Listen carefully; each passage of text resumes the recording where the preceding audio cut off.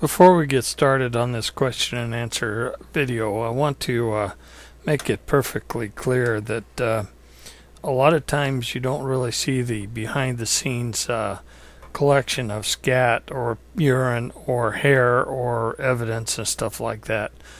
Sometimes I have to put the camera down and put the latex gloves on and do my thing collecting this stuff up. That doesn't mean it doesn't get done. So just because you don't see it on the videos doesn't mean I don't do it. I get a lot of complaints from people. Well, you didn't do this, you didn't do that. I probably did. So,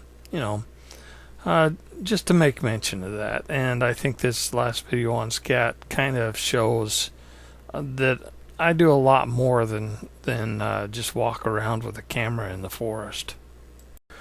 Okay, 2Dog716 says, did you ever encounter one of those Vietnam ape people? No, I never personally encountered any of the so-called Bigfoots over in Vietnam or in Southeast Asia. I was mostly in Thailand, but I was in the war zone and in the jungle. However, Charlie would, raid the base from time to time, and sometimes they would push us out into the forest or out into the jungle, and then we'd send our gunships in and take the camp back over, and it was a back and forth. But generally speaking, around major combat like that, you're not going to see the ape people in the jungles in Southeast Asia. However, there are a lot of helicopter pilots and a lot of close air support people that said yes, they saw what they call rock apes. They're basically Bigfoots. They're a little bit smaller and a little bit more slender than the huge ones in northeast or northwest the United States, but there are quite a few of them. And yes, in some cases they were claimed to be enemy and shot. But no, they didn't expend time to land and retrieve the bodies and bring them back. It's an unfortunate encounter, and I wish that wouldn't have happened. But war is a terrible thing.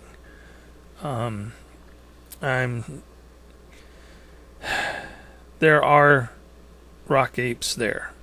Let's put it that way. And when they have close air support, flying low and sometimes very slow, they do get a look at them. And sometimes the rock apes will climb the trees to the top of the trees and look at them and shake their hands and stuff like that. I would say that's probably because they're not happy. At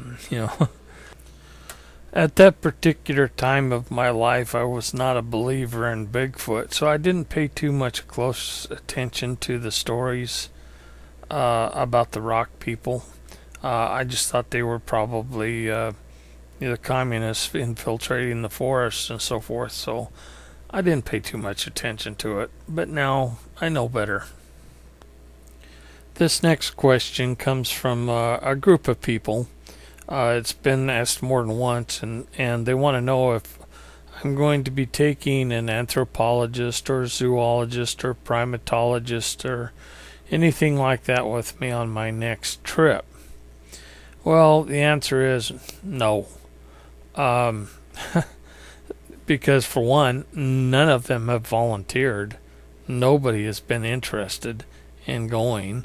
So as far as, an academic type person. And two is I don't know if I would really trust them or not. I myself have several degrees. In fact, I have 5 degrees and a couple of masters.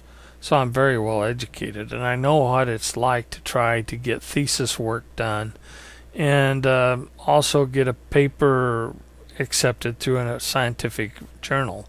Now, we all know that there are prejudices and preconceived notions that are guarded by the academic world. They do not want to get out of the normal paradigm of thinking. Yeah, they may be educated, but once they get to see the real life Bigfoot or something like that, they're going to be thinking, here's my paper to fame, stuff like that. And so, they probably drop me like a hot rock and go to the universities and persuade them to give them a grant or research funding or something like that. And then I lose my work that I've been doing. And I've not had any of them ever try to persuade me differently. So I will continue doing what I'm doing, and if they want to, they can study my videos and my findings and stuff like that. But I really seriously doubt that they'll see any more than, or discover anything more than what I've been putting on my videos and all of the YouTube and Facebook people find for me. So, yeah, they might be able to develop some theories and so forth, but you can do the same thing watching the videos, and I don't have to worry about them basically, acing me out. So I am not going out to search for any type of scientific person or anything like that. If they want to participate, they'll come to me, and they will provide me with a resume, and they will be signing papers just like anybody else that has a non-disclosure agreement, a media waiver, liability waiver, and everything else. So yeah, I'm going to protect myself, and I'm going to protect my Bigfoot.